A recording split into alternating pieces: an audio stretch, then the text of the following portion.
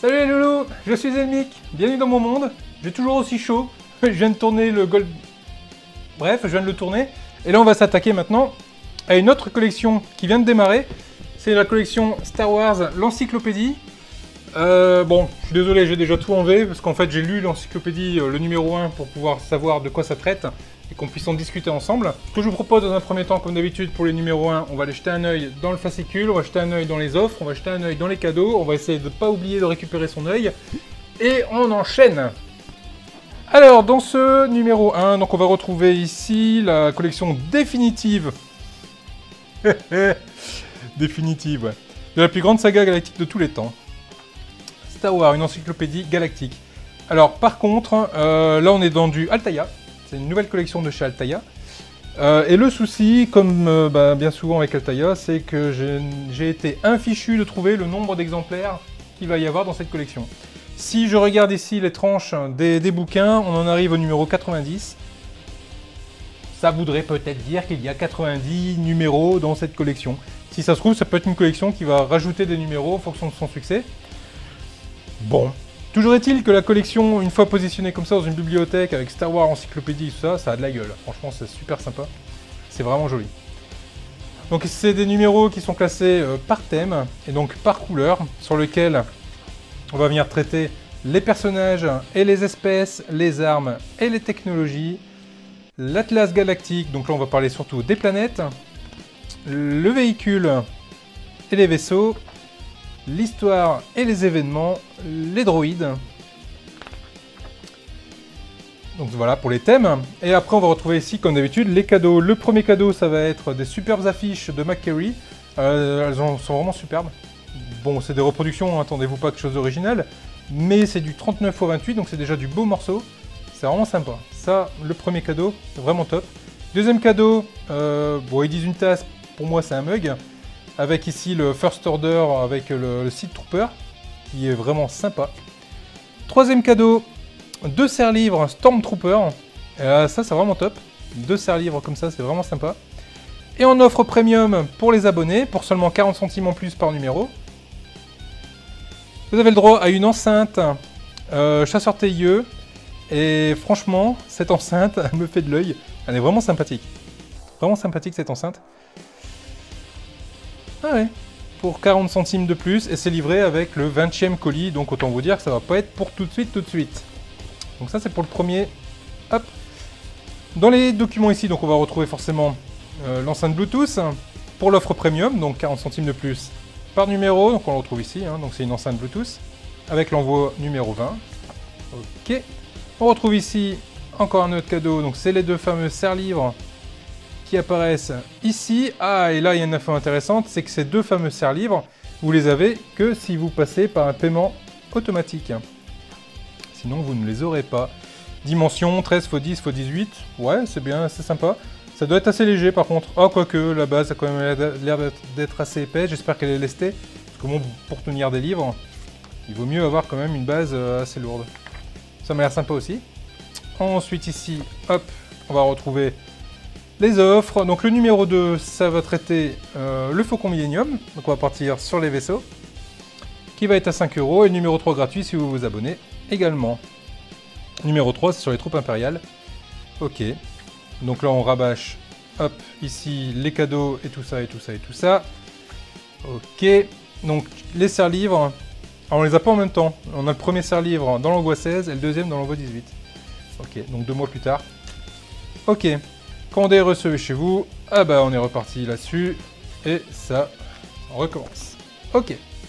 Donc avec ce numéro 1, on a ce superbe bouquin. Franchement, je trouve la pagination vraiment sympathique. On a Dark Vador pour le premier, donc c'est les personnages et les espèces. Ça c'est le premier thème, thème bleu. Sur le dos, on va retrouver ici la naissance de Dark Vador, l'armure de survie, Vador et l'étoile de la mort, l'attaque de Hoth et le duel final. C'est bien une collection Altaïa et c'est bien sous licence Disney Lucasfilm. On va regarder de façon assez succincte ce que j'ai pu en voir dessus. Donc, est-ce qu'ici on va retrouver le nombre de... Non, on ne retrouve pas non plus. non plus. Bon, là, c'est pas indiqué non plus, je sais pas combien il y a d'exemplaires en tout, enfin combien il va y avoir de numéros dans la collection. Donc on va parler de Dark Vador, plus précisément. Alors, je vais passer assez rapidement, hein, je vais vous faire quelque chose d'un peu plus poussé derrière.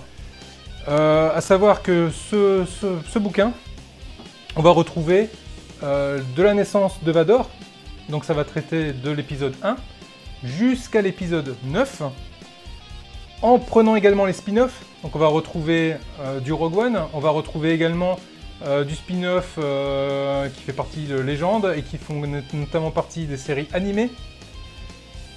Donc c'est plutôt pas mal. Donc on va avoir du Clone Wars, on va avoir du Rebelle, donc ça c'est plutôt pas mal. Alors niveau images, il y a des belles images. Le papier, je vais vous en reparler après. Mais bon voilà, voilà à peu près tout ce qu'on peut trouver là-dedans. Je ne vais pas vous le passer en entièreté, hein. Mais on retrouve un peu d'exemplaires, un peu de tout dessus. Voilà, ici il y a ce Katano, donc on est bien ici sur du Rebelle. Là on est sur du Rogue One. Et puis on arrive gentiment sur l'épisode 4 et on enchaîne avec l'attaque de Hoth. Épisode 5, épisode 6. On embraye sur de l'épisode 7, 8 et 9 avec mon kiki à moi.